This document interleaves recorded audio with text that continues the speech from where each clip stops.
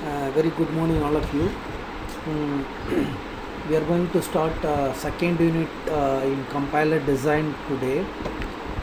The unit 2 covers the following topics: introduction to parser, what is the role of parser, syntax error handling and recovery, top-down parsing, bottom-up parsing, simple LR parsing, more powerful LR parsing, using ambiguous grammars, parser generator, yak.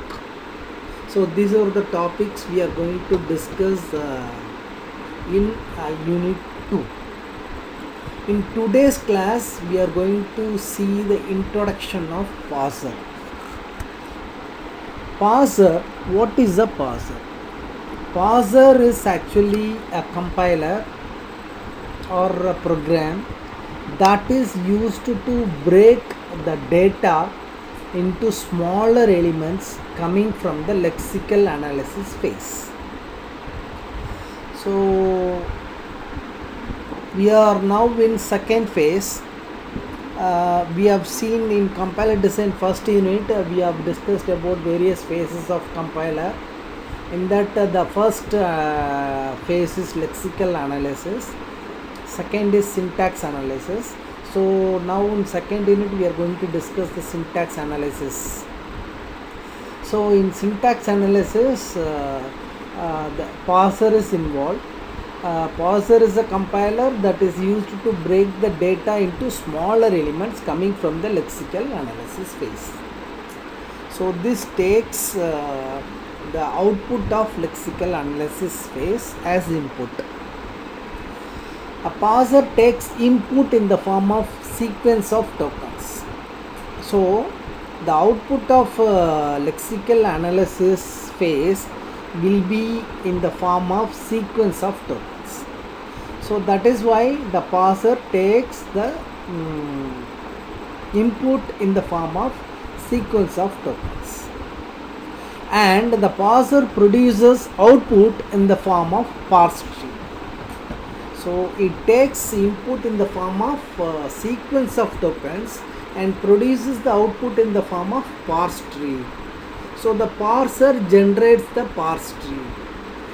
Actually the parser doing the parsing process, that parsing process is of two types. They are top down parsing and bottom up parsing. Top down parsing, the top down parsing is known as recursive parsing or predictive parsing. In the top down parsing, the parsing starts from the start symbol and transform it into the input symbol. This is what happening in top down parsing. Example, parse tree representation of input string ACDB is as follows. So the input string is ACDB. For that, how to construct the parse tree? How the parse tree is represented? So see, this first is the symbol which is S, which is a root node. Then in left we have A input, in the right we have B input, and in the middle we have a child node T, and that child node have another one child node called R, and in the right child of the T node will be the input string key, and the child node of the node R is the input string C. So if we see the bottom of this parse tree, A, C, D, B will be there. So this is the input string. So this is the representation of parse tree for the input string ACDB. Bottom up parsing. Bottom up parsing is also known as shift reduce parsing. So this parsing is used to construct a parse tree for an input string. In this type of parsing, the parsing starts with the input symbol and construct the parse tree up to the start symbol by tracing out the rightmost derivations of the string in reverse. So by tracing the rightmost derivation of the string in reverse. Very good morning all of you. We are going to start second unit in compiler design today.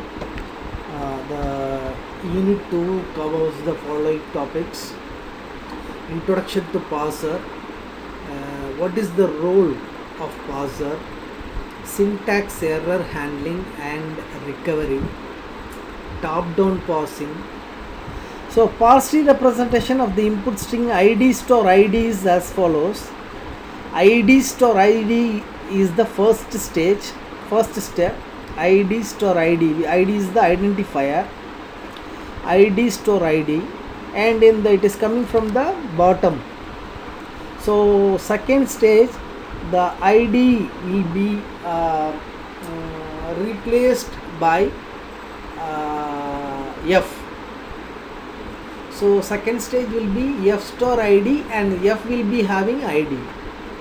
And in third stage, that f will be replaced with t. So t having f and then id, then t store id. In step 4, the same step is here. Step 3 is repeated here. In step 5, the t is replaced with the t store f. So t is replaced with t store f, and the remaining things are same in the step previous step. Then coming to next step, and the t is replaced with the capital E. Capital T is replaced. We are going from bottom to top. So bottom up parsing is classified into various parsing. These are shift reduce parsing, operator precedence parsing, and table driven LR parsing. So with this introduction of parser is completed. Remaining we'll see in the next class. Thank you.